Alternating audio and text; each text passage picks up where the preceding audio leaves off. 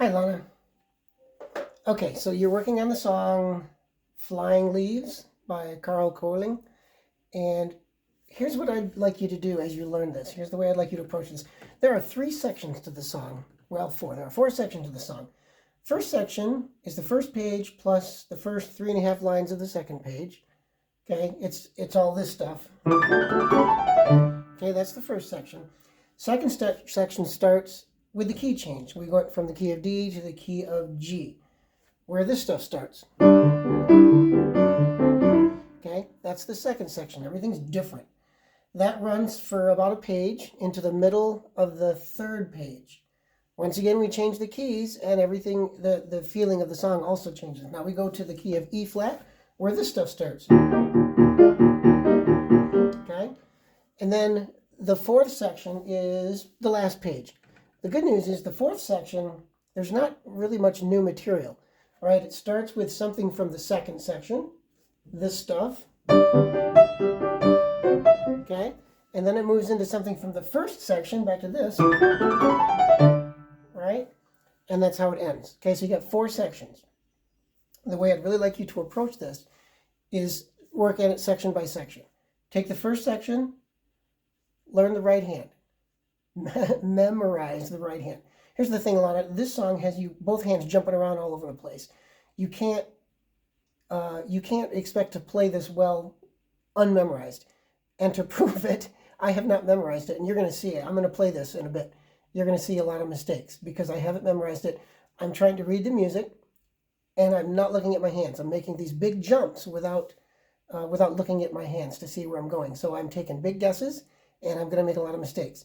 And that's what will happen if you try to play this without memorizing it. So, first order of business, plan on memorizing the entire song. So, start with the first section, memorize the right hand. You'll see that there's a lot of repetition. Please pay attention, pay close attention to the fingerings. If you work this, when you're working your right hand alone, try these fingerings out. If they don't work, get your pencil out, cross off what's in the score, and write in what works for you. Your hand is not the same as the hand of the person who wrote in these fingerings. So things that worked for that person may not work for you. Memorize the right hand. You might memorize 4 measures. You might memorize the whole first section. Whatever. But then you're going to work on the left hand. Memorize the left hand. Okay, so this is why you could memorize the entire first section right hand, the entire first section left hand, then start putting your hands together. Or you could just memorize a phrase or a section or a couple of lines at a time. However you want to do that is up to you.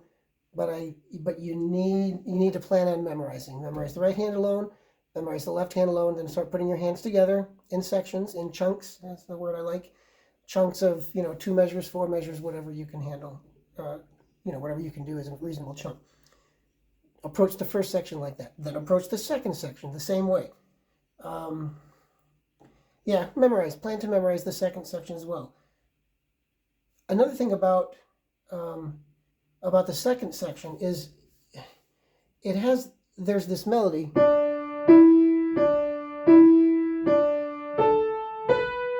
Right? But there's a lot of stuff going on also with your right hand. You're doing.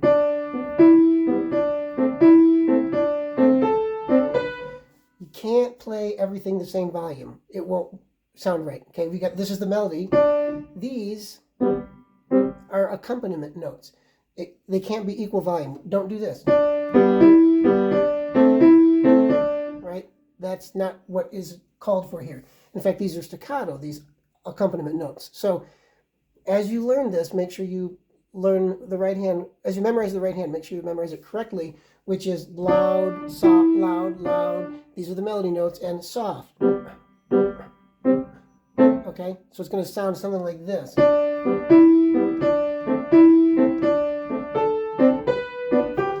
Do your best to play the melody legato. Connect to these notes.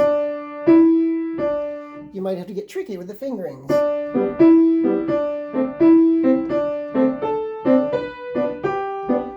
So you might have noticed what I did right there.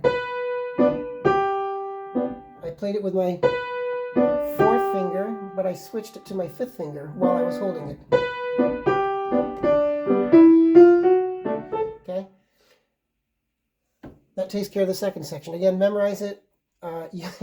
You'll see what happens if you don't memorize it when I play it and make a lot of mistakes, because I'm jumping, right? I'm doing these jumps. And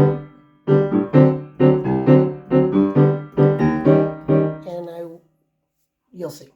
Okay, then the third section. This first bit of it is kind of like a vamping type of thing, where there's not much of a melody. I think there's no melody. You could kind of treat this. You could treat that as a melody.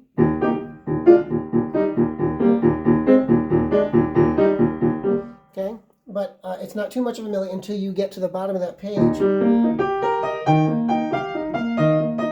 That obviously is melodic, this thing going on with the top of the right hand. Same thing as the previous two sections.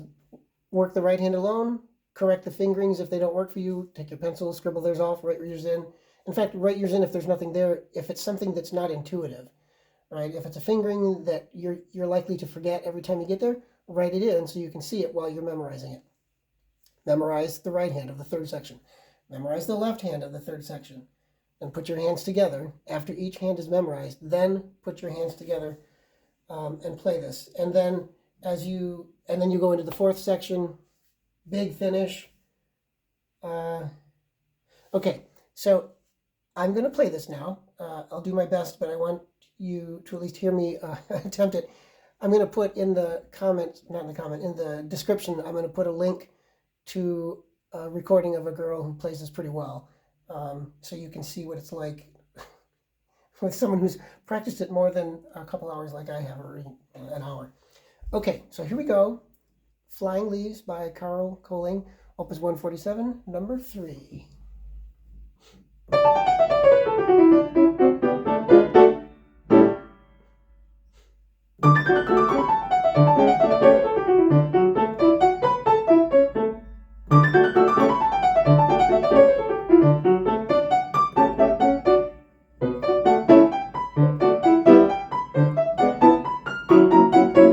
Okay, we're going to start over. Again.